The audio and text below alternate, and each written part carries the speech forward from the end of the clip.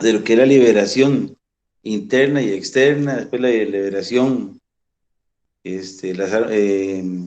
también vimos lo que fue este, demonios y todo lo que se presenta en la iglesia y lo que tenemos que ir aprendiendo de lo que esos espíritus como el de Jezabel, el de Absalón, el de Grecia, los incubos, los sucubos, el espíritu, el, varios que vimos ahí que nos ayudaron a ir comprendiendo por qué es que a veces pasan situaciones especiales en la iglesia, que es importante que el siervo de Dios pues reconozca que ellos se meten entre nosotros como la cizaña y hay que evidenciarlos para poder liberarnos de todas las hechanzas del maligno, porque ese es el maligno que viene a tratar de atormentar nuestras vidas. Y bueno, y después vimos cómo la parte de la psicología humana no es más ni menos que la elaboración de algo perfecto que el Señor tiene con respecto a lo que Él ya lo ha identificado y que se correlaciona la parte bíblica con la parte psicológica, la parte de la ciencia, y eso nos demuestra que si nosotros no liberamos nuestra parte interior, pues obviamente no podemos liberar nuestra parte exterior. Recordar que somos tripartitas, estamos formados por cuerpo, alma y espíritu, y que dentro de este proceso de sanidad eh, involucra la parte psicosomática en cada uno de nosotros, nos ataca a nosotros y podemos llegar a pasar de un temor hasta un pánico extremo y que eso nos va a atacar únicamente a nosotros, pero cuando nosotros reconocemos esto, tomados de la mano de Dios, sabiendo que Dios es nuestro sanador por excelencia, podemos seguir adelante y salir avante de todo lo que el mundo, porque es el mundo, viene aquí a darnos a nosotros para que nos sintamos alejados del Señor. Hoy, si Dios lo permite, vamos a iniciar con los evangelios. Vamos a ver lo que son los 4 evangelios que el Señor nos dio, por qué el Señor nos los dio y qué significan los evangelios y por qué es importante saber los evangelios. Entonces vamos a estudiar esto, que es muy importante. Hoy no vamos a empezar exactamente con un evangelio como tal, sino vamos a ver por qué es que están los evangelios, qué significan los evangelios, cuáles son los evangelios, y después vamos a hacer referencia al primer evangelio, que es el de Mateo. Vamos a ver si nos da tiempo para ver exactamente eso. Entonces, bueno, vamos a ponernos a orar. Ahí vamos a ir por reverencia a Dios, vamos a tratar de inclinar nuestro rostro y decirle a Dios que gracias por lo que nos has permitido hasta este día. Bueno, te alabaré, mi Dios, mi Rey, y bendeciré tu nombre eternamente y para siempre. Cada día te bendeciré y alabaré tu nombre eternamente y para siempre. Grande eres tú, Jehová, y digno de suprema alabanza, y tu grandeza, oh Padre Santo, Dios amado, es inescrutable. Espíritu Santo de Dios, bienvenido seas a esta reunión. Gracias, Dios, por las vidas de los que están ahorita en esta reunión virtual, Padre Santo, pero que virtualmente estamos unidos por la presencia del Espíritu Santo de Dios, porque hoy estamos en una coinonía espiritual. Hoy estamos sedientos de tu palabra, sedientos de conocimiento, sedientos de lo que nos da tu palabra, que es el podernos enseñar, educar, el que nos pueda permitir ser uno contigo, Padre y Señor amado. Espíritu Santo de Dios, bendigo cada uno de los que están hoy en estas señales telefónicas por medio de este programa que se llama Teams. A cada uno los bendigo en el nombre del Padre, Hijo y del Espíritu Santo. Gracias por estar hoy con nosotros, gracias por venir a compartir esta palabra, gracias por creer en este ministerio, gracias, Padre Santo, por ver que estamos dando palabra que no solamente es para redarguir, sino también para enseñar, es para exhortar, es para dar conocimiento, porque tenemos que tener conocimiento de tu palabra, porque dice tu palabra que muchos han perecido por falta de conocimiento. Y hoy, Padre Santo, danos, Padre Santo, palabra tuya, que no sea palabra mía, solo hazme un buen instrumento, Padre Santo, para poder dar este mensaje, para poder entender por qué es necesario reconocer los evangelios y cuál es el interés que nosotros como cristianos debemos de tener para empezar a reconocer cuáles son los evangelios y por qué es importante conocer los evangelios. Señor, bendícenos en este día y gracias te damos en el nombre poderoso de Yeshua HaMashiach. Amén, amén y amén. Bueno, hermanitos, que Dios me los bendiga.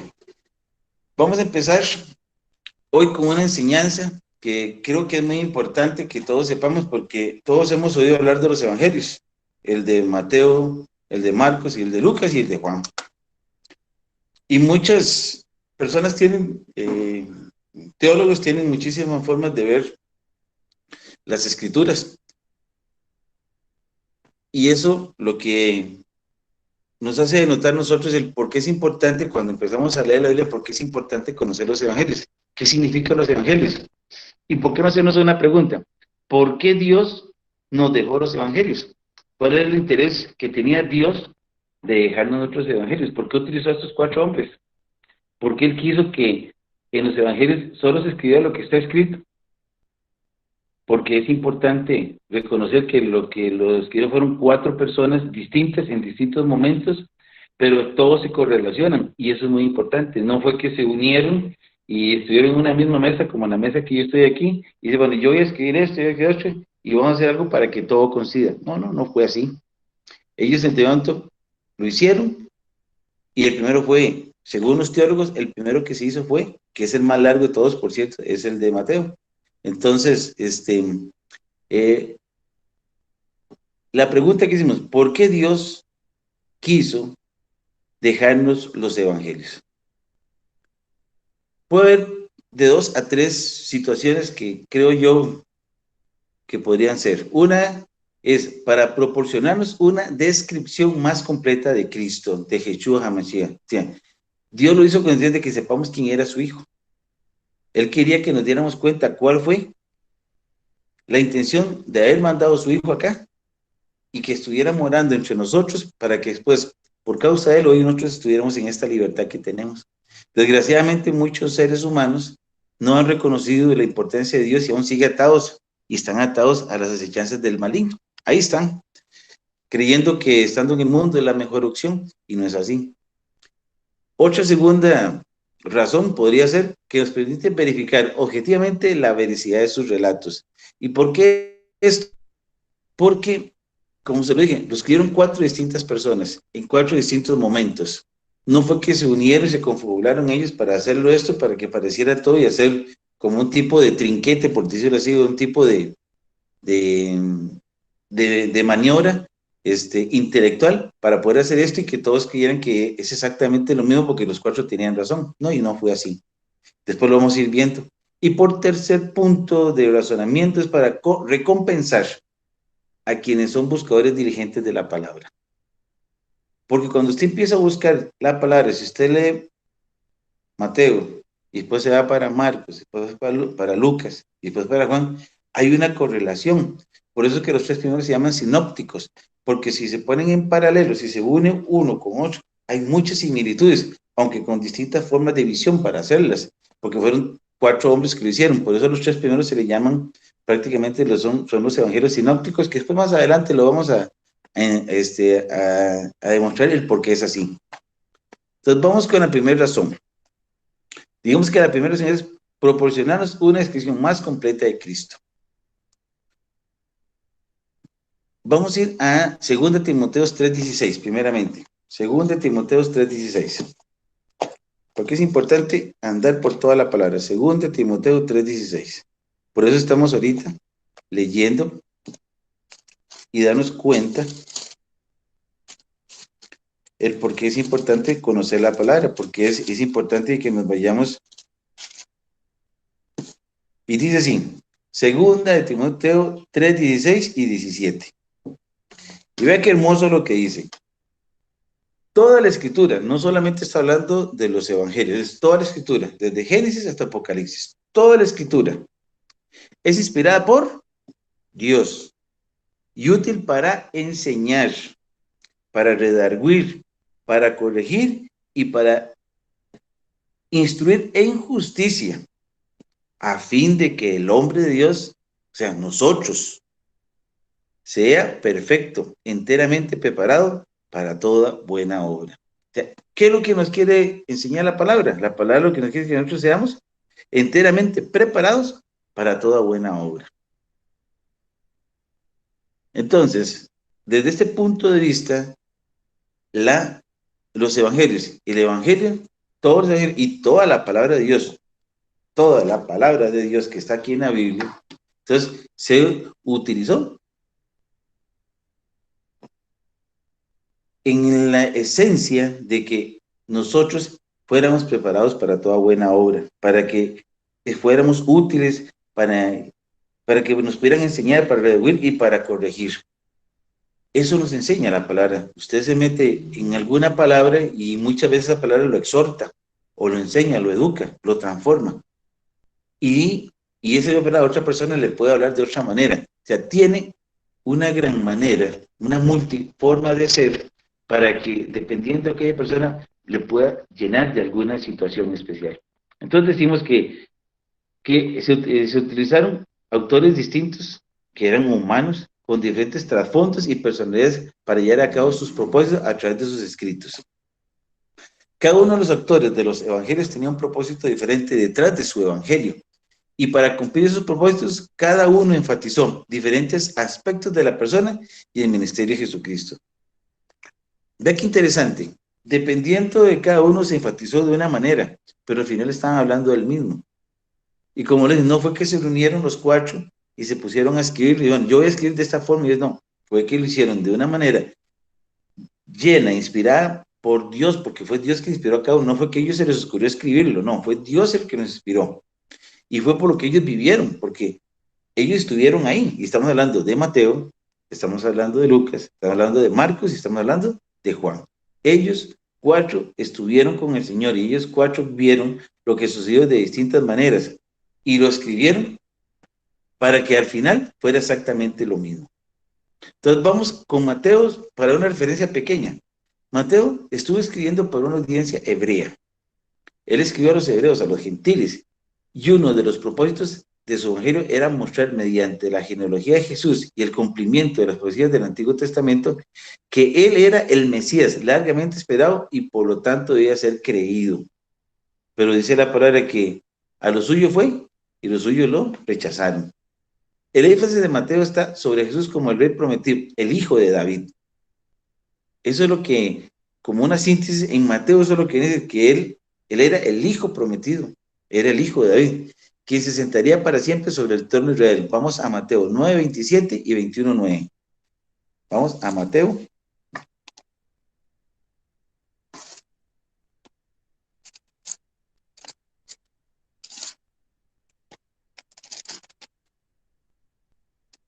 Mateo 9, 27.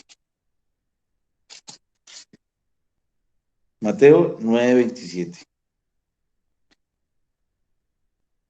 Cuando salió Jesús, le siguieron dos ciegos diciéndole a gritos, ten misericordia de nosotros, hijo de David. Estos dos hombres, no videntes, oyeron de que andaba un hombre que sabía sanar, que era nuestro Señor en Yeshua, nuestro Señor Jesucristo. Yeshua estaba ahí y ellos solo dijeron, ten misericordia de nosotros, hijo de David. Ellos sabían que era el rey prometido. Pero ve lo que son las cosas. Los judíos que estuvieron ahí, ninguno les creyó. Dijeron que él no era el Mesías. Y en el 21:9, Mateo 21:9,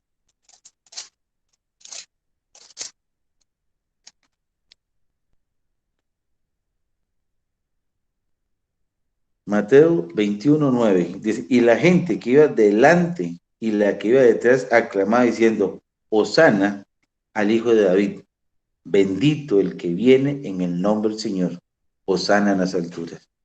Qué hermoso, qué hermoso.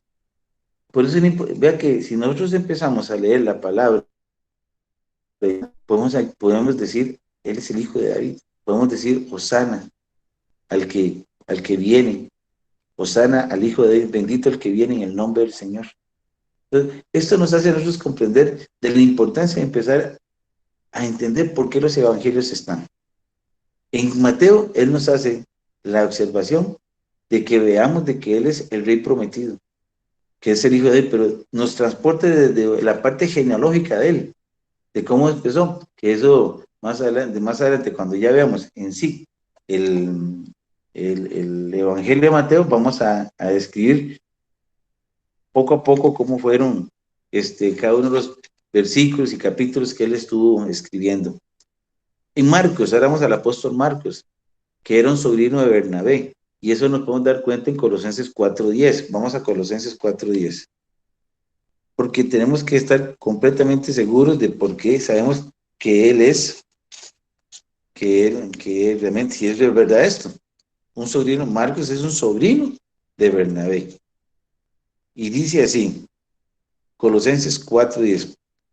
Aristarco, mi compañero de prisiones, os saluda. Y también Marcos, el sobrino de Bernabé, acerca del cual habéis recibido instrucciones si va a visitarlos.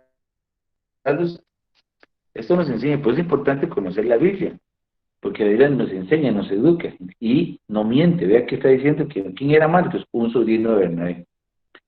Él fue un testigo ocular de los eventos de la vida de Cristo, como así lo fue también Mateo, habiendo sido también un amigo del apóstol Pedro. Marcos escribió para una audiencia de gentiles, como se aprecia por su falta de inclusión de datos importantes para los lectores judíos, como es la genealogía, las controversias de Cristo con los líderes judíos de sus días, las frecuentes referencias al Antiguo Testamento. Marcos enfatizó a Cristo como el siervo sufriente, aquel que no vino para ser servido, sino para servir y dar su vida en rescate por muchos. Marcos 10:45. Vamos a Marcos 10:45. Marcos 10:45. Marcos 10:45.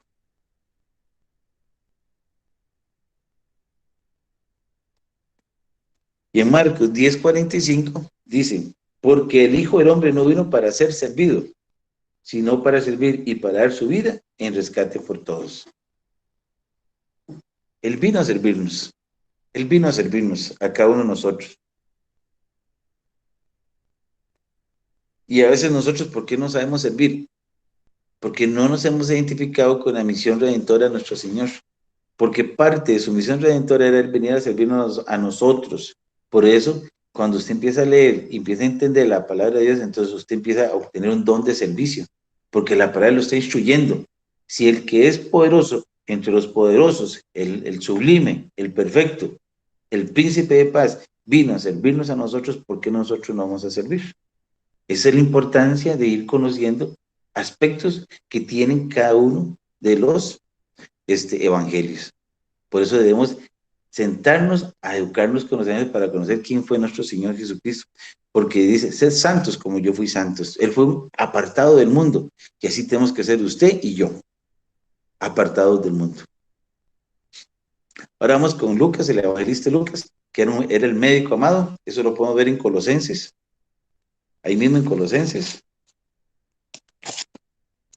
Colosenses 4:14. Colosenses 4:14. Dice, os saluda Lucas, el médico amado, y demás.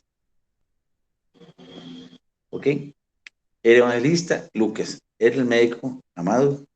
Eso lo vemos en Colosenses 4:14, como ya sabemos quién era él, era el médico amado, entonces sabemos que es médico y compañero del apóstol Pablo. Él escribe tanto el Evangelio de Lucas como el de Hechos de los Apóstoles. Lucas es el único autor gentil del Nuevo Testamento. Desde mucho antes, él ya era aceptado como un diligente y erudito historiador. Era un hombre de mucho reconocimiento ahí en Judea. Desde mucho antes, ya él era aceptado como un diligente y erudito historiador por aquellos que había utilizado sus escritos en estudios históricos y genealógicos. Como historiador, él declara que es su intención escribir en forma ordenada la vida de Cristo, basado en los reportes de aquellos que fueron testigos oculares. Lucas 1-4. Vamos a Lucas del 1-4.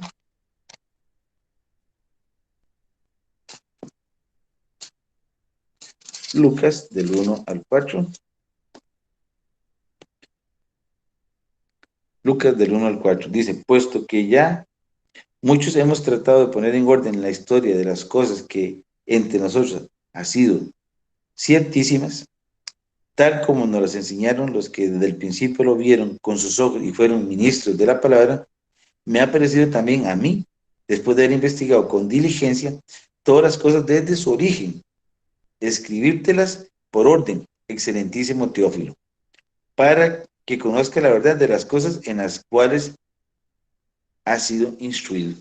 Vea que él ya, su condición de médico lo hacía tener esa forma de ser. Aparte de que él era un historiador, él tenía condiciones para poder hacerlo de esta forma. Entonces vemos otra forma que tenía otro de sus apóstoles, tenía ellos de escribirlo y de escribir al Señor.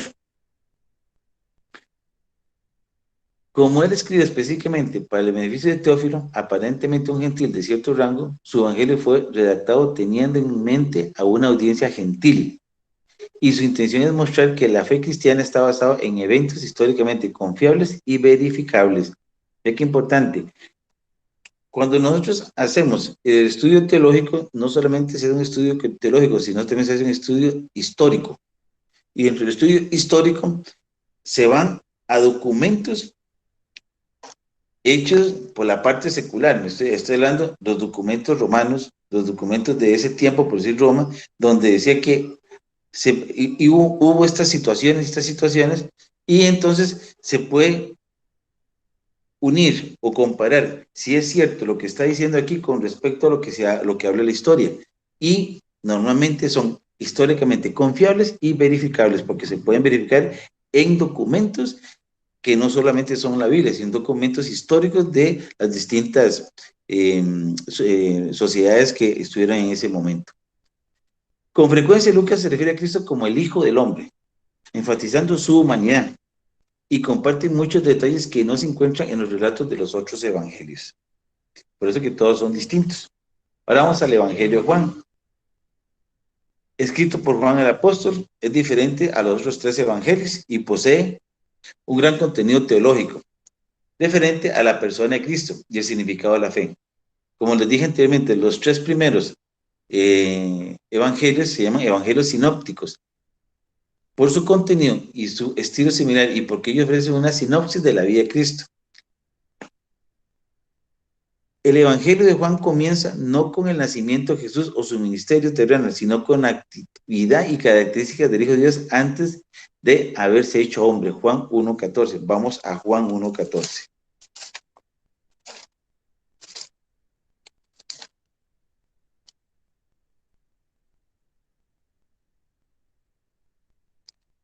Juan 1.14. Y dice así: y el Verbo se hizo carne y habitó entre nosotros, lleno de gracia y de verdad. Y vimos su gloria, gloria como del unigénito del Padre. Ve que dice del unigénito del Padre. Quiere decir que fue su único hijo. Ahora, vamos para que me entiendan un poquito, porque quizás algunos tengan duda de qué significa sinóptico. Bueno, proviene de las raíces griegas, sin, que es junto, y oxis, que es ver.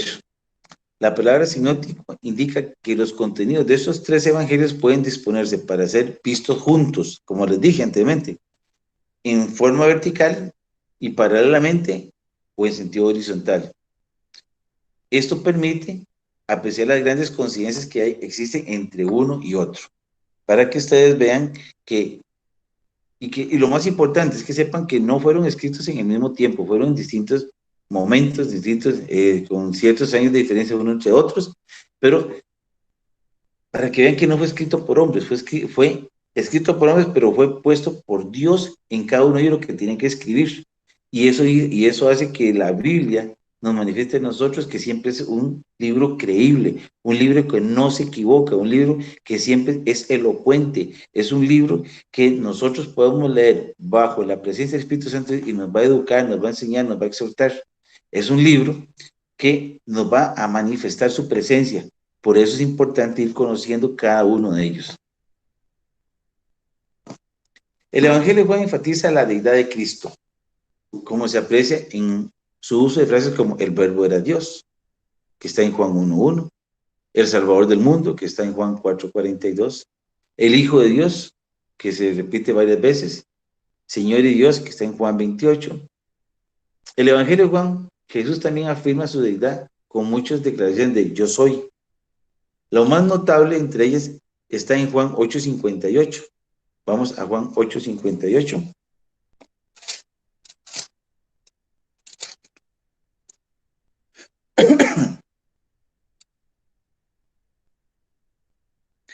Dice, Jesús dijo, de cierto digo, antes que Abraham fuera, yo soy.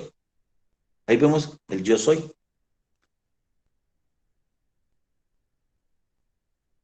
Comparar,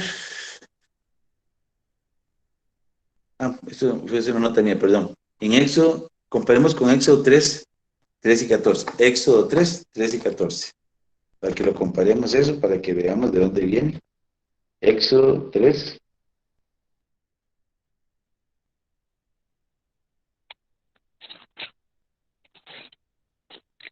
Éxodo 3, 13 y 14.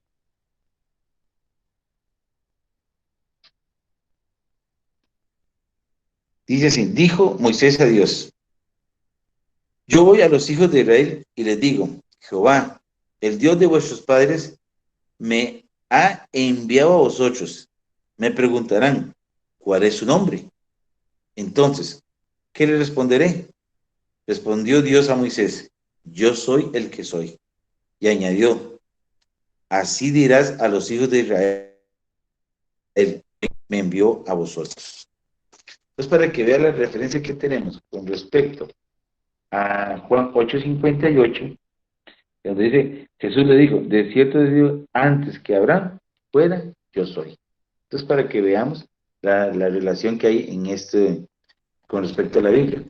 Pero Juan también enfatiza el hecho de la humanidad de Jesús, deseando mostrar el error de una secta religiosa en sus días.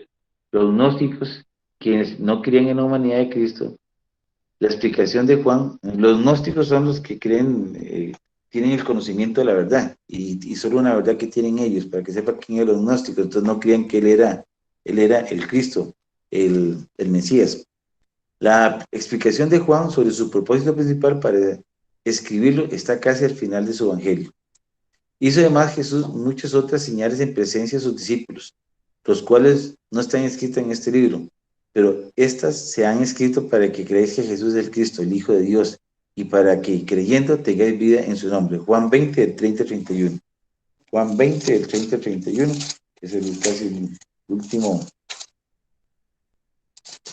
el penúltimo capítulo, Juan 20, 30 al 31. Entonces, donde él menciona cuál es el propósito de este libro.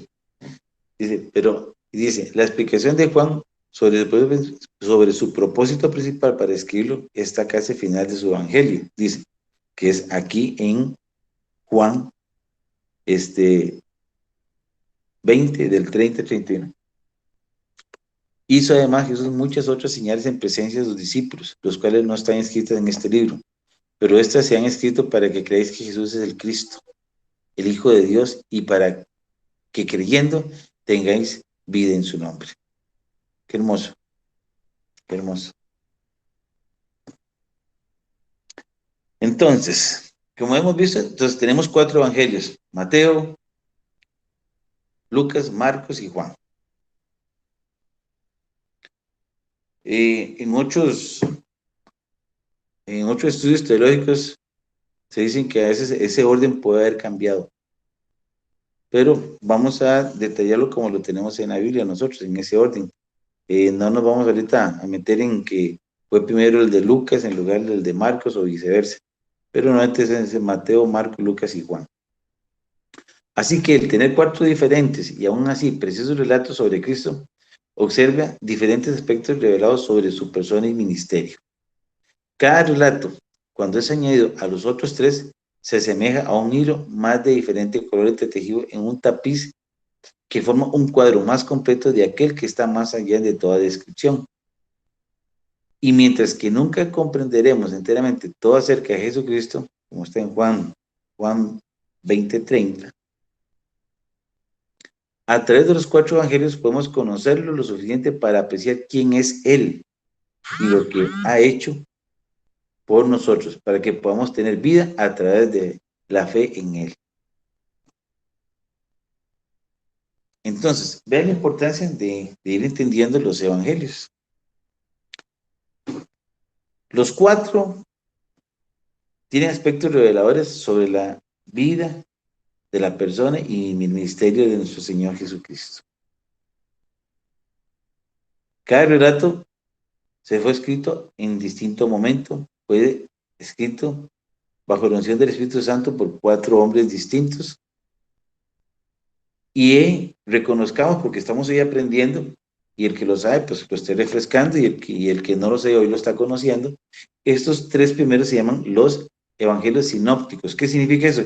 Que se pueden entrelazar de cualquier manera y se pueden poner en paralelo uno a la par del otro, y prácticamente están mencionando casi lo mismo, solo que de una forma diferente de verlo, pero al final es exactamente lo mismo. Entonces, eso es la importancia de saber de que fue inspirada por Dios. Nada más, no fue inspirada por los hombres, por eso que tiene todo el matiz necesario para que podamos comprenderlo y ver enteramente lo que es la vida de nuestro Señor Jesucristo. Como segundo aspecto que nos ayuda a comprender por qué Dios quiso que pusiéramos o que nos dieran los evangelios, es porque nos permite verificar objetivamente la veracidad de sus relatos. Dice, la Biblia, de sus primeros tiempos, declara que en una corte legal no debe emitirse un juicio contra una persona basándose en el testimonio de un solo testigo, sino que se debe requerir el de un mínimo de 2 o 3 testigos. Deuteronomio 19:15. Vamos a ver Deuteronomio 19:15. Deuteronomio 19:15.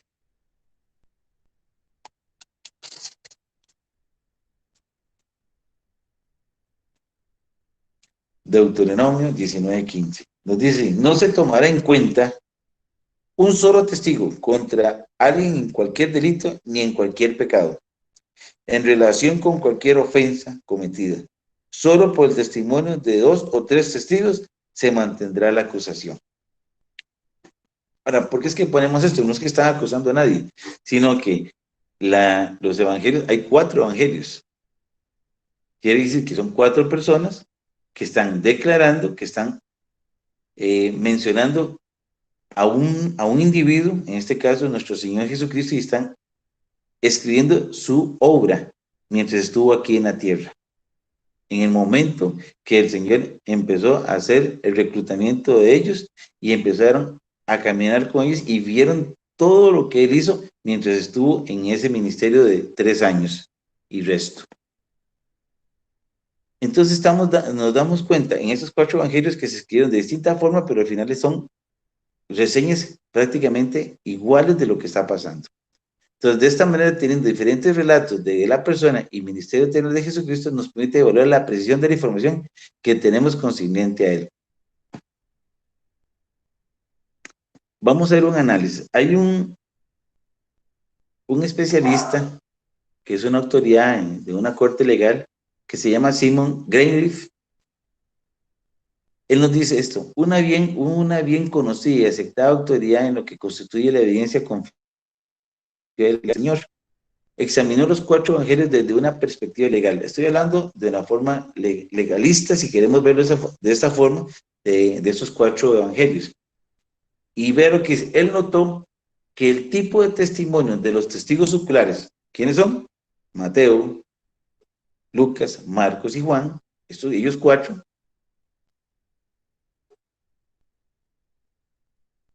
proporcionaron de los 4 evangelios en los que uno encuentra concordancia, pero con la elección de cada escritor de omitir y añadir detalles que otros decidieron incluir o omitir. O sea, unos quitaron y otros pusieron. Es el típicamente confiable, de fuentes independientes que serían aceptados en una corte legal como una firma evidente. ¿Qué nos está diciendo aquí este señor? Él es un analista, como lo dicen, y que es un especialista de una autoridad legal, y él lo examinó de una forma legal los 4 evangelios. Lo vio como si fueran fueran testimonios separados, y vio que unos omitían y otros añadían, y viceversa. Pero al final, él se dio cuenta de que estas formas independientes de escribirlos, esta evidencia que él tiene para comprobar o para refutar lo que está escrito en esa palabra, él dice que hay una gran concordancia, que es un firme elemento para poder decir de que es una fuente confiable de lo que estamos viendo. Esta palabra de Dios es totalmente confiable. Nosotros espiritualmente ya lo sabemos, pero desde el punto de vista legal, un experto en eso lo analizó, viéndolo como si fueran testimonios en un juzgado, de una forma legal, vio lo que dijo Marcos, vio lo que Mateo, Lucas, Marcos, lo que vieron, lo que ellos dijeron, porque fueron observadores eh, oculares o testigos oculares de lo que pasó en este ministerio de nuestro Señor Jesucristo, y él dice que él confirma que es evidencia que nunca se podrá refutar, es una evidencia sólida para poder ser aceptado en cualquier corte legal. O sea, eso es maravilloso, saber que nosotros tenemos una palabra de Dios que nunca se va a contradecir, que nunca nos va a engañar, que nunca nos va a pensar si esto es correcto o incorrecto, porque fueron hechos por 4 testigos oculares. Si los evangelios contuvieran exactamente la misma información, proporcionando los mismos detalles y escritos desde la misma perspectiva, sería una indicación de confabulación. Por ejemplo, de que hubo ocasión en que los escritores se reunieron con anticipación para concordar sus historias, a fin de hacer que sus escritos parecieran creíbles. Eso no sucedió. Eso no fue una confabulación como dice aquí este señor. Las diferencias entre los evangelios, aún en detalles aparentemente contradictorios a primera vista, hablan de la naturaleza independiente de los escritos. Así que la naturaleza independiente del relato de los 4 evangelios, que coinciden en su información, pero difieren en su perspectiva, cantidad de detalles y en cuáles eventos fueron registrados, indican que el relato que tenemos de la vida y ministerio de Cristo, como es presentada en los evangelios, es verdadera y confiable. Vea qué maravilloso. Son evangelios verdaderos y confiables. Desde esa perspectiva legal que nos hablaba anteriormente por este señor Simón. Entonces, quiere decir que nosotros tenemos 4 evangelios que nos ayudan a saber exactamente quién es nuestro Señor Jesucristo, y que es un documento confiable para poder decir, puedo caminar como camina nuestro Señor Jesucristo, porque hubo testigos oculares que los que en distintos momentos no confabularon para unirse y hacerlo uno, porque habla exactamente lo mismo, pero de otra perspectiva, y eso significa que son veraces y confiables. Qué excelente, ¿verdad? Entonces, eso es lo que estamos aprendiendo. ¿Por qué la importancia de ir empezando a leer los evangelios? Si no los ha leído, empieza a leer los evangelios a partir de ahora. Y es importante que empecemos con los evangelios para ir conociendo la obra redentora de nuestro Señor Cristo y toda su vida, todo lo que hizo en su ministerio aquí en la tierra. Como tercer elemento para que nos ayude a reconocer por qué es importante que el que el Señor deja los evangelios, es para recompensar a quienes son buscadores diligentes de la palabra. Todo aquel que empieza a buscar en la palabra, se mete en Marcos, se mete en Mateo, se va a Lucas, se va para donde Juan, se devuelve para aquí, para allá, y hace todo ese estudio, va a tener una recompensa, porque se va a dar cuenta de lo enriquecedor que es cada uno de estos libros. O sea, se puede obtener mucho al estudiar individualmente cada uno de los evangelios, pero puede obtenerse mucho más comparando y contrastando las diferentes narraciones de eventos específicos del ministerio de Jesús. Por ejemplo, en Mateo, no lo busquen, 14, se nos relata la alimentación de los 5,000 y a Jesús caminando sobre el agua.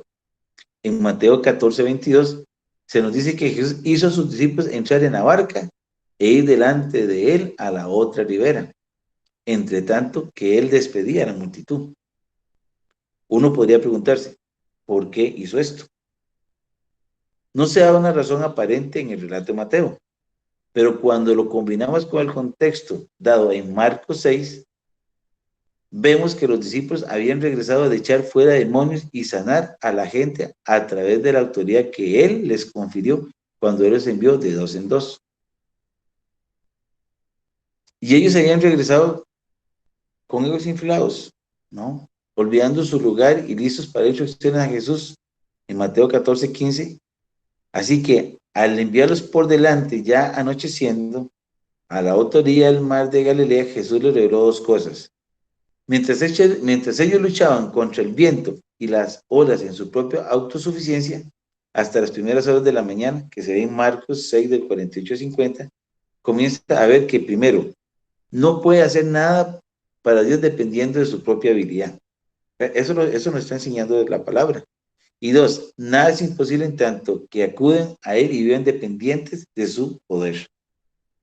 Hay muchos ejemplos que contienen diamantes de información, o sea, joyas, similares que puede encontrar el estudiante dirigente de la palabra de Dios, que se toma el tiempo para comparar la escritura con la escritura. O sea, es la versatilidad que tiene la palabra de Dios, que nos ayuda, que si nos metemos en Juan, podemos buscar en Mateo, que si estamos en Mateo, podemos buscar donde Marcos, si estamos donde Marcos, podemos buscar donde Juan, y así, pues, para que nos enseñe ella esas concordancias que probablemente a como las vio Marcos fue muy distinto a como las vio Juan, pero al final es lo mismo, solo que Juan vio unos detalles que Marcos no vio, y están hablando exactamente de lo mismo. Eso es lo que hace que sea enriquecedor, que nosotros empecemos a leer los evangelios. Entonces, como les dije, tenemos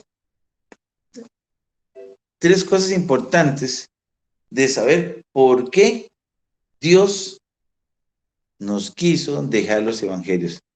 El primero, si tienen ahí para escribirlo, escríbanlo. El primero, para proporcionarnos una descripción más completa de Cristo. Dios nos dejó los evangelios para que nos describieran completamente quién era su Hijo. Segundo, nos permitió o nos permite verificar objetivamente la veracidad de sus relatos, porque son reales, no hay mentira. Los comentaron 4 personas en distintos momentos que fueron testigos oculares y ellos mencionaron muy parecidamente lo que sucedió.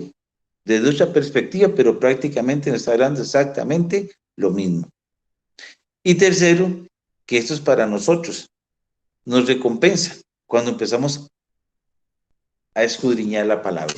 Cuando escudriñamos la palabra y empezamos a leer los evangelios y nos vamos por aquí, pero ¿qué hacen? Aquí prácticamente dice lo mismo que dice acá. Y los comparamos versículo con versículo, evangelio con evangelio, y nos damos cuenta que están hablando exactamente, pero de otra forma, una visión muy distinta, pero al final es exactamente lo mismo.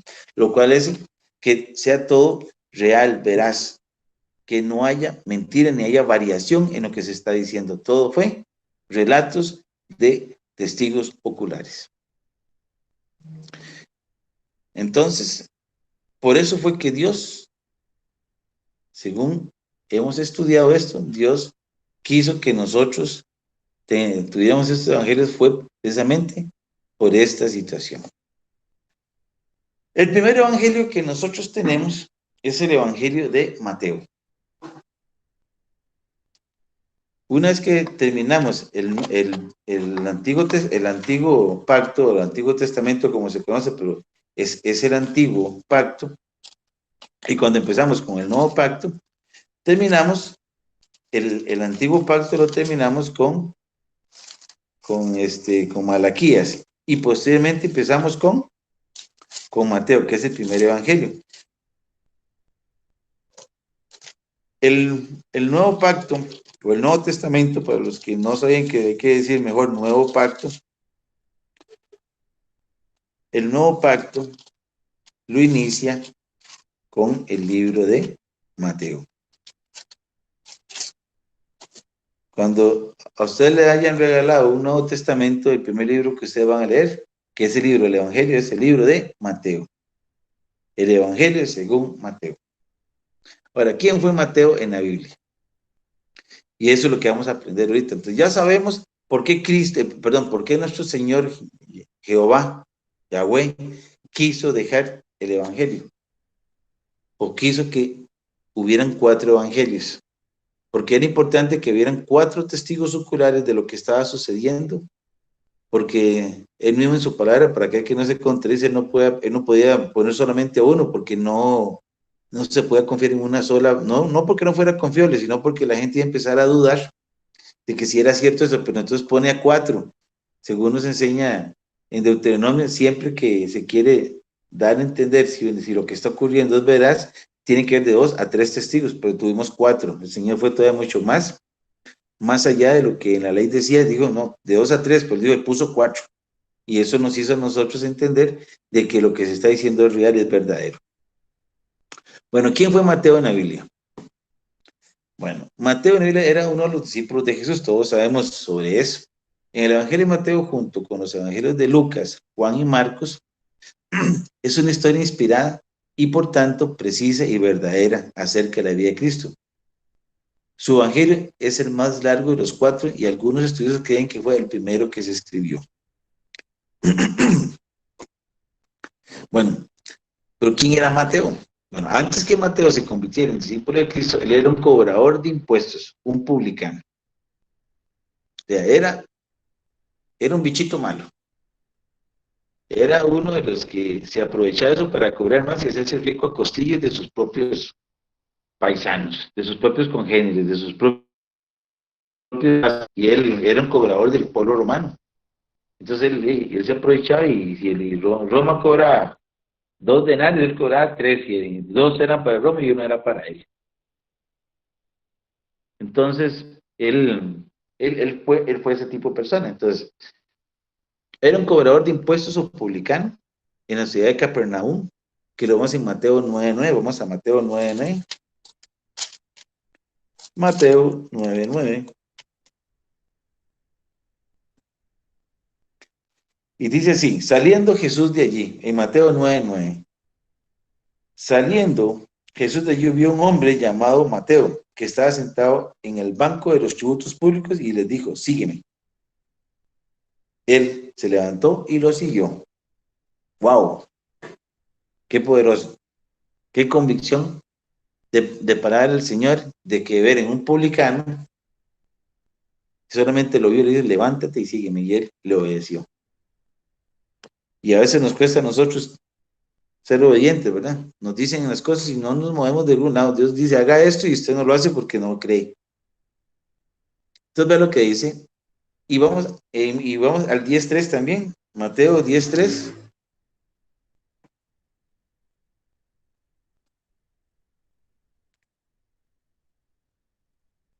Ahí es la elección de los 12 apóstoles. En Mateo 10:3 dice Felipe, Bartolomé, Tomás y Mateo el publicano. Ahí nos hace referencia que vea como Mateo el publicano. Entonces sabemos que él era un publicano, era un cobrador. Lucas y Marcos también se refieren a Mateo como Leví, hijo de Alfeo. Está en Marcos 2:14. Si quiere vamos a Marcos 2:14. Marcos 2:14. Porque estamos conociendo quién fue Mateo, por eso es importante que veamos dónde está, para que vea cómo se conecta uno con otro. Marcos 2:14. Marcos 2:14, ya se me perdió. Me robaron Marcos 2:14, no, y aquí lo tengo. Marcos 2:14 dice, al pasar vio a Leví, hijo de Alfeo, sentado al banco de los tributos públicos y le dijo, sígueme. Y levantándose lo siguió. Esto lo está diciendo Marcos. Ahora vamos a Lucas 5:27. A Lucas 5:27. Lucas 5:27.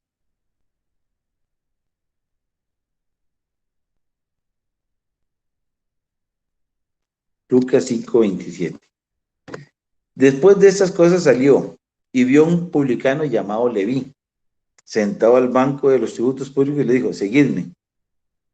Él dejándolo todo, se levantó y lo siguió. Recuerda que inicialmente habíamos dicho que los que se llaman evangelios sinópticos, porque tienen mucha correlación uno con otro. El de Mateo, Lucas y Marcos. Tienen. Entonces, vea que en Mateo 9:9 nos habla exactamente, nos habla de Leví, pero no nos habla de un Mateo. Y ahorita vamos a ver por qué. Entonces dice, y también se refiere a Leví como el hijo de Alfeo en Lucas 2:14 y Lucas, aunque Lucas y Marcos no dicen Leví y Mateo, son la misma persona. Por el contexto podemos decir que los nombres se refieren a la misma persona. Dice, el relato de Mateo sobre su llamado coincide exactamente con los dos relatos del llamado de Leví en Lucas y Marcos. En términos de idioma y ubicación cronológica, además, no es raro que una persona sería un nombre diferente después de un encuentro con Dios. Entonces, él se llamaba Leví, pero Dios quiso ponerle Mateo, porque Abraham lo convirtió en Abraham, en Jacob a Israel, en Simón, en Pedro y en Saulo, Pablo. Entonces, no sería nada raro que le haya cambiado el nombre de Leví por el de Mateo. A Dios le place y él hace lo que él quiere y así lo hizo. Entonces, fue el nombre de Jesús, le dio a Leví después de su conversión. Ese fue el nombre que le dio Jesús a Leví después de su conversión. Entonces, ¿qué nos enseña esto así? Muy enteramente. Yo me llamo Alberto o José Alberto. En mi conversión, ya Dios me puso nombre. No sé qué nombre habrá puesto, pero ahorita yo soy Alberto, pero en mi conversión, Dios ya tiene un nombre para mí, porque Él dice en su palabra que Él nos ha puesto nuestro nombre en el libro con letras de oro. En ese libro, donde vamos a estar inscritos para el final de los tiempos. Y ese libro, en ese libro estamos usted y yo inscritos. Entonces, veamos que qué bonito es ver esto, que nosotros estamos pudiendo ver esto mismo escenario en tres libros, en el de Mateo, en el de Lucas y en el de Marcos, estamos viendo estos tres eventos. Y es exactamente muy parecido, pero nos están refiriendo que pasó exactamente y son tres testigos de lo que está sucediendo. Bueno, ¿por quién eran los cobradores de impuestos? Eran gente sumamente despreciable por su propia cultura, ya que trabajaban para el gobierno romano y se enriquecían recaudando los impuestos de su propio pueblo, a menudo de la manera engañosa, recogían cantidades excesivas. Vamos a Lucas 19:8. Lucas 19:8.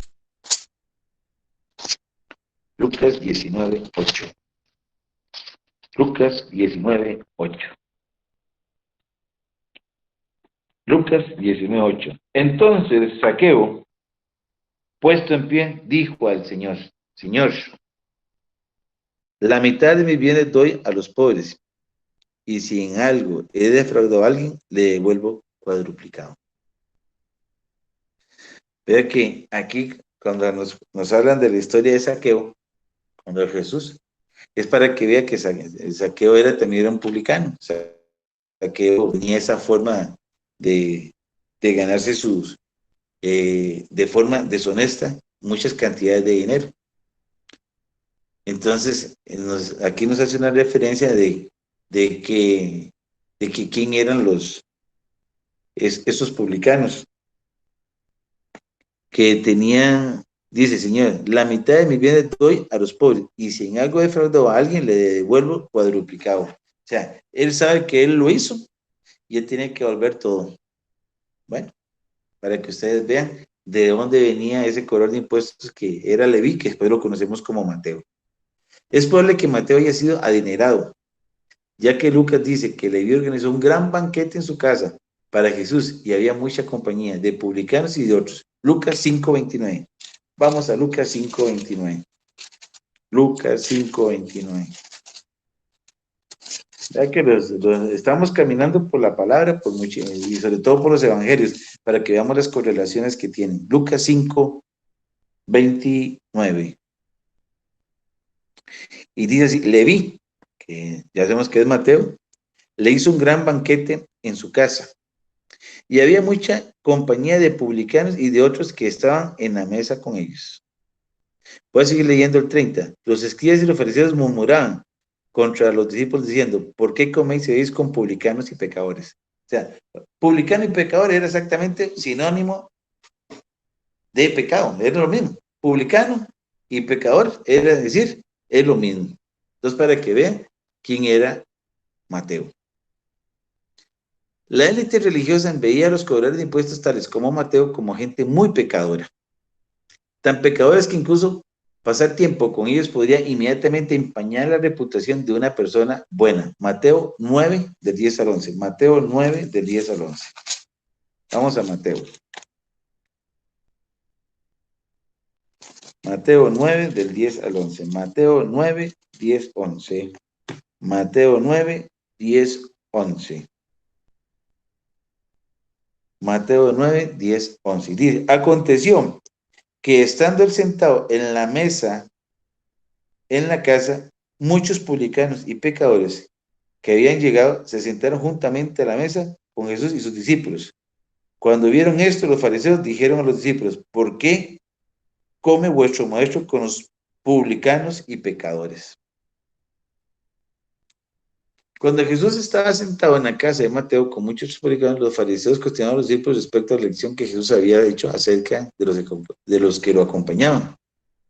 La respuesta de Jesús es una de las explicaciones más claras del corazón de Dios y de su evangelio para el hombre.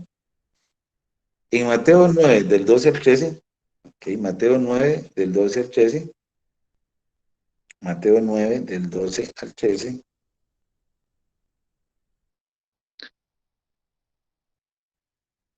vamos a leerlo, Mateo 9, del 12 al 13. Estamos en que los sanos dicen, y su evangelio para el hombre. La respuesta de Jesús es una de las explicaciones más claras del corazón de Dios y del evangelio para el hombre. Jesús les dijo, los sanos no tienen necesidad de medicina, perdón, de médico, sino los enfermos. Y pues, y aprender lo que significa.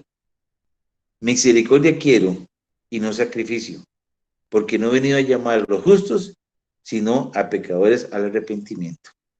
Qué hermoso, qué hermoso es esto. Santo Dios. Él dice, los sanos no tienen necesidad de médicos, sino los enfermos. Entonces, él vino por los que estamos enfermos. Si hoy usted está enfermo, me enseña la palabra, espiritualmente hablando, hoy es el momento de liberarnos de toda enfermedad. Hemos ya pasado por la liberación. Hoy tenemos que ser personas sanas, liberadas de todo pecado, de toda atadura, de toda amarre, de toda guillotina, de toda venda, de todo tapón, de todo aquello que nos impide ser libres. Jesús no vino para salvar a los buenos o autosuficientes, sino a aquellos que saben que no son buenos, las personas que admiten libremente que necesitan la salvación, como en Mateo 5.3, Mateo 5.3, Mateo 5.3. Mateo 5.3 dice, bienaventurados los pobres en espíritu, porque de ellos es el reino de los cielos. Por eso el Señor ha venido, no por los orgullosos, no por los que se creen que son autosuficientes, los que no necesitan absolutamente, los que ya creen que son buenos. No, Dios vino por los que, dice, los que son pobres en espíritu. Aunque pareciera una contradicción, pero lo que quiere decir es que estamos en el espíritu con el Señor y que Él ha venido a nosotros para nuestra salvación. Es imposible salvar a una persona que afirma que no necesita salvación. Muchos de los seguidores de Jesús eran los pobres, los rechazados, los enfermos, los pecadores, los cansados. Mateo 11:28. Mateo 11:28. Hoy estamos viendo porque son reseñas de lo que estamos hablando para que podamos entender este este evangelio de Mateo. Mateo 11:28. Mateo 11:28. Venid a mí todos los que estén trabajados y cargados, y yo os haré descansar.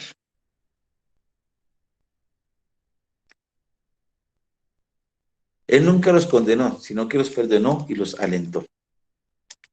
Las condenas más duras de Jesús fueron para los fariseos, los maestros de la ley y los escribas que se creían buenos, dignos y mejores que los cobradores de impuestos y pecadores que estaban alrededor. Como Mateo 9:10, vamos a Mateo 23, del 13 al 15. Mateo 23, del 13 al 15.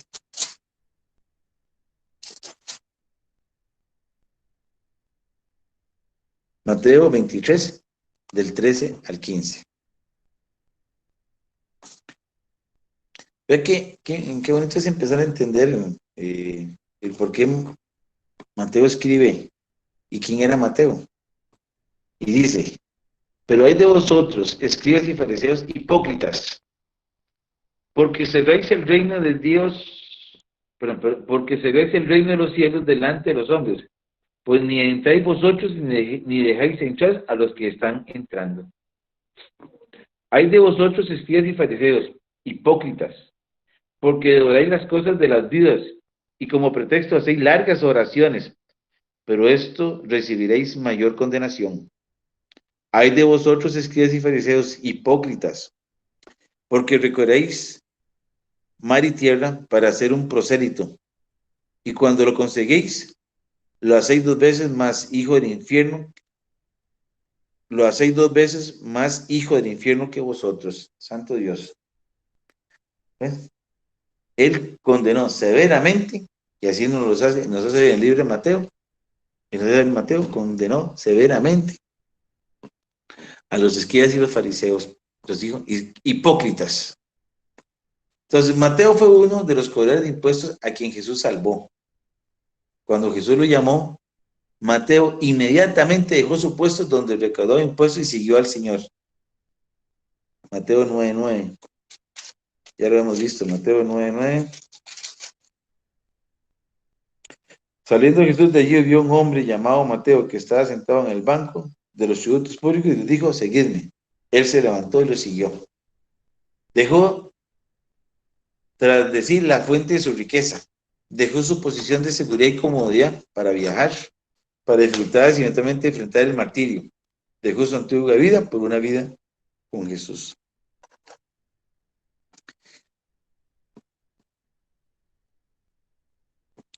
Quisiera hacerles una pregunta. ¿Podríamos ser como un Mateo? ¿Estaríamos listos para dejar todo lo que Dios nos ha dado hasta este momento? ¿Estaremos dispuestos a dejar la comodidad de una casa? ¿Estaremos dispuestos a dejar la comodidad de una buena silla, un buen sillón? ¿Estaríamos dispuestos a dejar ese televisor que tenemos para estar viendo nuestras películas? Dejar ese refri que ahí podemos ir y tomar unos helados, lo que queramos frío. Podemos dejar la comida de una cocinita donde podemos calentar nuestros alimentos, un microondas, dejar todas esas comodidades. No es para que nadie me responda, pero eso hizo Mateo. Siendo pecador, porque ahí lo dice, era un pecador, era un cobrador de impuestos, no le importaba cobrarle más a usted, lo que llamamos usura, no le importaba cobrarle más de lo que quería que contar de ser el rico. Como le podía, los impuestos eran 2 denarios, pero él quería cobrar 2 o 3, lo importante era pagarle los 2 denarios al pueblo romano y él dejarse una parte y él se hacía rico. Pero al pueblo romano no le importaba que él hiciera eso mientras le diera lo que era de Roma. Darle al César lo que es del César y a Dios lo que es de Dios, pero él no le importaba eso porque no conocía nada de Dios. Pero un día, estando él sentado en el banco de los tributos, de ahí es donde sale el nombre para los bancos que tenemos hoy, los bancos, ahí, él pasa y Jesús le dice, Mateo, seguidme y dejarlo todo. Y él solamente se levantó y lo siguió, no lo pensó 2 veces, así lo dice la palabra. Saliendo Jesús de allí, vio un hombre llamado Mateo que estaba sentado en el banco de los tributos públicos y le dijo, seguidme. Él se levantó y lo siguió. Inmediatamente. La pregunta que hice, yo también me la hago. No les voy a responder, no porque no pueda responderles, porque responderles yo ameritaría que ustedes me respondan a mí. Pero la pregunta es, ¿estaríamos dispuestos a hacer lo mismo que Mateo? Porque vea lo que hizo Mateo. Un hombre que tenía todas las comodidades, como las que podemos tener usted y yo. Solo que nosotros no andamos cobrando tributos, no andamos enriqueciéndonos deshonestamente, sino con nuestro fruto de nuestro trabajo. Pero si Dios viniera Jesús, viniera en este momento y nos dice, seguirlo y dejarlo todo, ¿seremos dispuestos a hacer eso? Podríamos ser como un Mateo. Dijo, dejó tras de sí la fuente de su riqueza, dejó su posición de seguridad y comodidad para viajar, pasar dificultad y eventualmente enfrentar el martirio, dejó su antigua vida por una nueva vida con Jesús. Porque si nos vamos a lo que dijo el apóstol Pablo, para mí vivir es Cristo y morir es ganancia, entonces de ahí es donde podemos nosotros decir que Mateo reconoció inmediatamente que él iba a tener una vida, y una vida como tenía que ser con Jesús, que iba a pasar todo lo que iba a pasar, pero sabía que lo que iba a pasar aquí iba a pasar, pero él iba a tener su nueva vida con Jesús, allá en los cielos. Bueno, esta fue la enseñanza del día de hoy. La intención es de que ustedes reconocieran inicialmente para qué son los 4 evangelios y que ahora vamos a estar con Mateo. Ya saben quién fue Mateo. Ya saben de dónde salió Mateo, que antes se llamaba Leví. Ya saben ustedes que él era un pecador, porque a los que cobraban impuestos ya se les declaraba pecadores, hipócritas. Ya sabemos que él tenía mucha riqueza, era un hombre acaudalado porque hizo una gran fiesta, o sea, tenía lo que él necesitaba, no necesitaba absolutamente nada, pero él se dio cuenta cuando pasó a nuestro Señor Jesucristo, cuando dijo, levántate y sígueme. Se levantó y lo siguió. De este hombre vamos a ver en el próximo discipulado, vamos a ver qué significa el Evangelio de Mateo. Ya sabe que fue escrito para el pueblo hebreo, no era para los gentiles, no fue para el pueblo judío, porque el pueblo judío nunca se dio cuenta de que él vino hacia ellos, porque él vino a ellos y ellos lo rechazaron, ellos lo mandaron a una cruz. Entonces, la idea es de que vayamos ilustrándonos en qué son los evangelios, por qué es necesario leerlos, y para que una pincelada de ver la sinopsis que tiene o la correlación que tiene esos 3 evangelios, el de Mateo, Lucas y Marcos, para que veamos de que estos 3 junto con el de Juan, pero más estos 3, para que vea que siempre se habla de situaciones parecidas y que al final nos está dando un conocimiento verdadero que nos hace creer que lo que estamos viendo acá es cómo sucedió históricamente, teológicamente.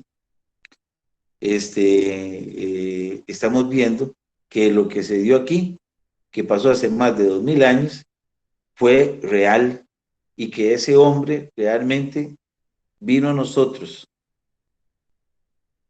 y murió por nosotros. Que ese hombre que hoy, el cual de usted y yo hoy hablamos, es nuestro Yeshua HaMashiach. Es el hombre que vino aquí a esta tierra 100% hombre, pero también era 100% Dios, y dejó su deidad para hacerse miseria igual a nosotros, que no valíamos absolutamente nada, pero él vino acá por la misericordia que tuvo Jehová de nosotros y mandó a su hijo para que él muriera por nosotros, para que nosotros hoy estuviéramos libres, para que hoy fuéramos salvos, para que hoy fuéramos liberados de toda atadura de las tinieblas, porque ya hoy podemos decir que ya no vivo yo, vive Cristo en mí, porque yo ya puedo decir que todo lo puedo en Yeshua, que es el que me fortalece, que, que, que ni un arma que se forje en contra de nosotros ni prospera ni prosperará, que podemos decir tantas cosas hermosas como el Señor es mi pastor y nada me faltará, que aunque ande en sombra en valle sombra y muerte, no temeré alguno porque Él siempre estará conmigo, que véngase lo que se venga, se llame COVID-19, se llame falta de empleo, se llame como se llame la situación, Dios está ahí porque Dios está velando por usted y por mí, porque la palabra lo ha dicho, Él nunca va a desamparar a uno de sus hijos, ni va a permitir que su simiente mendigue pan, porque el Evangelio está enseñando que Él vino aquí para servirnos y Él no va a permitir que nosotros seamos humillados, Él no va a permitir que nosotros seamos defraudados, que Él no nos va a ver en miseria, porque los hijos de Dios nunca estarán en miseria. Pase lo que pase, Él va a dar lo que se necesita, porque Él es un hijo, Él es el Dios de Dios, el Señor de señores, y Él nunca va, pero nunca, por amor de Dios, entendamos eso, Él nunca nos va a dejar de dar lo que nosotros necesitemos. Pase lo que pase, Él va a estar ahí, solo necesita que usted se lo diga, que usted se lo pida y que usted le crea que Él es su Señor dador de lo que usted quiere que Él le dé y Él se lo dará según vea su corazón. Porque no porque usted se lo pida, Él se lo va a dar, Él verá su corazón para ver si se lo da, pero lo que usted se lo pida, lleno de la presencia del Espíritu Santo, Dios dice, clama a mí y yo te responderé y te mostraré cosas grandes y ocultas que ninguno de nosotros conocemos. Y eso es lo importante, que Mateo dejó todo aquello que para el hombre natural era importante. Él en ese momento se dio cuenta que su nueva vida era mejor que estar viviendo de esas riquezas, de esa seguridad, esa comodidad y todo lo que el mundo le ofrecía, para que irse a la verdadera vida que solamente nuestro Dios nos la da. Era seguir al Maestro, porque dice que nadie llega al Padre si no es por medio de su Hijo. Entonces, si vemos todo esto, es una correlación, una relación tan hermosa que no hay forma de decir, no, no voy a seguir al Señor, no. Tengo que seguir al Señor, es mi único camino, no tengo otro camino. Es mi único y verdadero camino, seguir al Señor. Me lo dice Mateo, me lo dice Marcos, me lo dice Lucas y me lo dice Juan. Y si lo dicen 4 hombres que caminaron con él y lo vieron en distinto momento y están enfatizando todas las circunstancias, es porque realmente eso es así.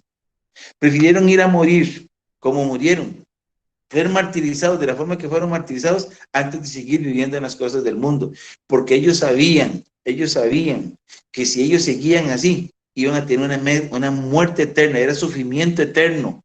Pero si dejaban esas cosas, iban a tener esa vida eterna, esa gloria eterna, ese cielo nuevo, esa tierra nueva, para que usted y yo vivamos felices toda la eternidad. ¿Y con quién? Con el amado. Gloria a Dios. Bueno, entonces, hoy terminamos con quién era Mateo, y en el próximo discipulado vamos a iniciar con el Evangelio de Mateo para ir desarrollándolo e ir entendiéndolo, ir correlacionándolo con lo que dicen los otros evangelios. Que Dios me los bendiga. Si alguien quiere decir alguna cosita. Yo. Pase, pase. Muy bien, bueno, qué bendición. De veras que Dios ha llamado siempre a personas que han tenido un pasado bastante tenebroso y hombres que no han, bueno, que para la gente eran asesinos, cobardes, lo más sucio, los cambió, pero los hizo nuevos, los transformó y en grandes hombres, ¿verdad? Amén. Esto a Mateo. Bueno, yo quiero compartirles, mi hermano, porque usted decía que el Dios nos cambia los nombres. Ajá. Y bueno, nosotros tenemos, bueno, los que vamos a estar en la Nueva Jerusalén vamos a tener un nombre nuevo. Está en Apocalipsis 2:17. Ajá. Podemos compartirlo. Dice ajá. 2:17 Apocalipsis. Ajá. Dice, Sí. en el nombre del Padre, del Hijo y del Espíritu Santo. Ajá. Sí. El que tiene oído, oiga lo que el Espíritu dice a las iglesias. Al vencedor le daré de comer del maná escondido y le daré una piedrita blanca y en la piedrecita, un nombre nuevo escrito, el cual nadie conoce sino el que lo recibe. Amén. O sea, Gloria a Dios. y yo recibiremos un nombre nuevo. Amén. Exactamente. Vamos. Yo sí me llamo José Alberto, no sé de ella cómo irá a llamar. Yo pero lo que sé que ese día que llegue me dará un nuevo nombre. Amén. eso Amen. Te quiero mucho. Bye. hello. Take care. Hello, Sandro. Sandro, yeah, nice to meet you. Aquí hablamos inglés también. Gracias, Alberto. Alberto. Ay, Gracias, muchas gracias. a usted las gracias. A la palabra de Dios. Amén, amén. Sí. Adiós. Say something. Sí. Bueno. Sí. Gracias. Bueno, Dios bendiciones. bendiga. ¿Ah? Ok, ¿alguien más quería decir algo? Si no, para cerrar. Sí, pastorcito, ya y no, que yo sí. también igual que, gracias porque la predicación estuvo muy linda. Y sí, yo pienso que el Señor, ¿verdad? Cuando entra a nuestro corazón, Él nos hace completamente nuevos, completamente, Amén. ¿verdad? Amén. Eso es lo que yo siempre he pensado y lo he vivido en mi vida, en lo personal. Ajá, amén. Sí, gloria a Dios, muchas gracias. Es cierto, definitivamente sí es. Me di cuenta que van para Costepájaros. Eso sería todo. Ah, perfecto, está bien. Van a Costepájaros. Ok. Don Walter, Sí, ajá, usted. sí, nosotros sí vamos a ir, pero no vamos a poder ir, porque mi esposa está resfriada, entonces no es conveniente ir así. ¿Quién va? Walter. Walter y Catherine, sí señora. El Si Señor Dios lo los permite, bendiga sí. y Amén. les dé mucha salud y mucha sabiduría para lo que Amén. van a hacer. Sí, Me amén. alegra mucho. Sí, amén. Sí, muchas Gracias. gracias, bendiciones. Buenas noches. Ahí está don Walter. Sí, Listo, Tita, muchas gracias. Buenas noches, bendiciones. Nos amo bueno, mucho. igual, mi amor, que Dios me lo acompañe y me lo bendiga. Amén, igual. Vamos a entregar Y Waltercito, ¿cómo ajá. siguió usted, Waltercito? Gracias a Dios, bien, bien, hermanita. Aquí vamos, en la lucha, Oh, Ah, my. excelente. echando para adelante. Excelente. Sí, sí, sí. Ok. Nada por atrás. Bueno, Un abrazo. Hola, Walter. vamos a Hola, orar. Walter. Vamos a terminar de orar para que no se vayan. ¿Qué tal? Y para darles dos informaciones. Si Dios quiere, el próximo sábado a las 10 de la mañana tenemos el culto. Ese culto A las 10 de la tiene mañana. cena. Entonces, para que se preparen un huelchito de uva y un pancito para hacer la Santa Cena. Ok. Entonces, para que todos se preparen un huelchito chiquitito ahí.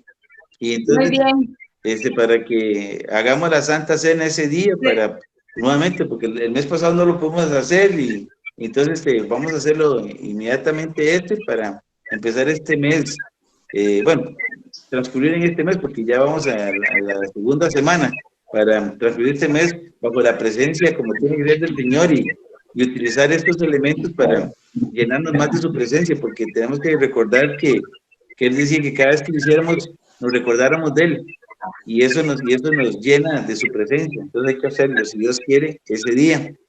Inicialmente teníamos pensado ir al lugar donde hacíamos los cultos, que es allá en el templo, pero por la situación que está inmersa a la Alajuela, de que está catalogado ahorita como zona naranja, no vamos a hacerlo todavía.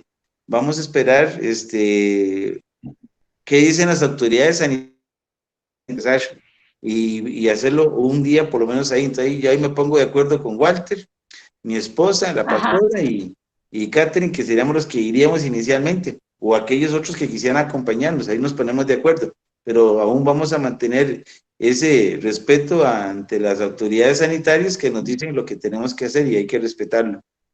Entonces, eso Y serían se las dos vale cositas. una copa de vino. Una copa Y de se vino. vale una copa de vino.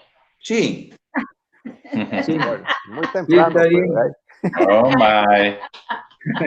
Está bien, pero mejor media copa, una copa es demasiado. Bueno, no, pero es así, chiquitica. Sí, sí, sí, está bien. No, tequila. No, tequila. Sí, con poquito alcohol, eso sí. No, no tiene alcohol. Bueno, No. perfecto, sin alcohol, está bien, está bien. Bueno, vamos a orar para despedir este discipulado. Hoy es un discipulado. Hoy no hay música para No, la hoy no, porque despedida. es que hoy es discipulado. Hoy más que predica es un discipulado, es enseñanza, es conocimiento de la santa palabra de Dios. Sí, De ya una entendí forma, que es discipulado, sí. sí, Sí. entonces, Ajá. hoy no es Hoy no hay. no era una plenaria con oratoria, eso no, hoy no, los domingos, pero podemos hacerlo ahí. Para la próxima podemos poner una alabanza y igualmente podemos hacerlo para la próxima de discipulado, no está mal. Está Sí, bien, porque perfecto. a él le Sí. gusta mucho eso, Sí. la música. Perfecto. No, y siempre, alabar y adorar al Señor es Sí. hermoso. Ujú. Sí. ¿No? Sí, Lo amén. tomaremos en cuenta para la próxima, Sí. Ujú. para Amén. que Walterito ahí se Yeah. prepare, porque él es Que el Dios los maestro de bendiga nuestro y esposo. cuídense Amén. mucho. Bueno, entonces vamos a orar. Bueno, está bien. Vamos a orar para despedir esta enseñanza hoy. Espero que les haya sido de mucho beneficio, de mucho conocimiento, porque nos dice la palabra de Dios que mi pueblo perece por falta de conocimiento. Entonces hay que hacer un pueblo para que reavive la presencia del Espíritu Santo de Dios con el conocimiento, porque el conocimiento reaviva eso que tenemos que nosotros reavivar, que es la presencia del Espíritu Santo de Dios, para que conozcamos del Dios vivo, que es el Dios de Abraham, de Isaac y de Jacob, y el suyo y el mío. Es el Dios todopoderoso. Entonces vamos a orar. Bueno, Padre Santo y Dios amado, a ti te damos las gracias, la honra, la alabanza y la adoración por todo lo que nos has permitido en este día. Padre, bendícenos con toda bendición y tu manto de poder esté sobre cada uno de nosotros, porque esa es tu palabra. El que habita el abrigo del Altísimo morará bajo la sombra omnipotente, Padre Santo. Sobre esa sombra estamos, creyendo en ti, Padre. Bendice cada familia que hoy estuvo conectada. Padre, bendice allá, desde los Estados Unidos hasta aquí, Costa Rica. Bendice al mundo entero, que Padre, que su palabra nunca tiene fronteras, tu palabra se extiende hasta los confines del universo, Padre Santo, y de aquí declaramos que tú eres nuestro Señor, nuestro único Redentor, y solamente en ti confiamos, en ti creemos, y que nada, absolutamente nada nos podrá apartar de tu amor, ni cosa creada en lo alto, ni cosa creada en la tierra, ni debajo de la tierra, Padre Santo. Creemos que tú estás ahí por nosotros, con nosotros, en nosotros y sobre nosotros, Padre Santo. Bendícenos en esta tarde, ya noche, Padre Santo. Cúbrenos, Padre Santo. Que ángeles custodios de la jerarquía estén, Padre Santo, con nosotros, cercando nuestras vidas, cercando nuestros hogares, cercando nuestras pertenencias, cercando todo aquello, Padre Santo, cercando toda enfermedad, se llame COVID, toda enfermedad hoy se cerca y se cancela y se quema en el fuego santo del Señor y no nos podrá tocar. Cancelamos todo espíritu de enfermedad, cancelamos todo espíritu de muerte, todo espíritu de robo, de asalto, todo espíritu de accidente, Padre Santo. Cancelamos al hombre fuerte de este mundo, lo hacemos sordos, ciegos, muy inoperante y no tiene ni arte ni parte en nuestras vidas, Padre Santo. Gracias estamos por esta palabra, esta enseñanza, esta educación, este discipulado, Padre Santo, porque la intención de este discipulado es que conozcamos de ti, Padre Santo, de lo que tú has puesto en cada hombre, para que tú lo extiendas hacia nosotros y podamos conocer. Y yo les digo, el Señor los bendiga y los guarde. El Señor haga resplandecer sobre ustedes su rostro y les conceda la paz. Y la paz de Dios, que sobrepasa todo entendimiento, guarde sus corazones y sus pensamientos en Cristo Jesús. Que Dios me los bendiga, que tengan muy buenas noches, los amamos mucho en Cristo Jesús. Fue un placer tenerlos hoy en esta reunión virtual. Gracias por estar con nosotros, gracias por su compromiso, gracias por tomarse el tiempo, no para conmigo, sino para con Dios. Gracias por manifestar que ustedes quieren este ministerio. Gracias porque ustedes están creciendo, espero que estén creciendo aquí con nosotros, porque yo estoy creciendo mucho con ustedes. Gracias porque sé que ustedes son hijos del Dios Altísimo y están ahí porque ustedes tienen ansias de conocer, tienen ansias de Dios, quieren reavivar ese fuego santo en sus vidas. Les doy las gracias y que Dios me los bendiga poderosamente en esta noche. Los amamos mucho, que Dios me los guarde y sepamos de que nada nos podrá tocar porque somos hijos del Señor. Solo las cosas buenas vendrán para usted y para mí.